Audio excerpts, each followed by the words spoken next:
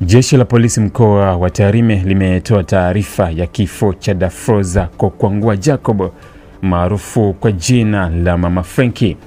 Leo Novemba 5 mwaka 2025 majira ya saa 7 mchana alipokuwa akiandikwa maelezo yake kutokana na tuhuma zilizokuwa zinamkabili, aliugua ghafla na kulazimu kukimbizwa hospitali kwa matibabu. Wakati akiwa anapatiwa matibabu alifariki dunia.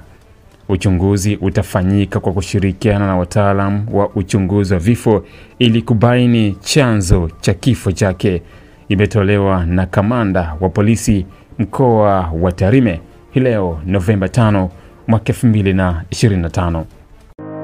Ili kuwa mwanafamilia bora wa Global TV, usisahau kusubscribe, like, kushare na kucomment. Baada ya kusubscribe, bonyeza alama ya kengele ili kupata taarifa kwa kila video inayopanda Global TV Online.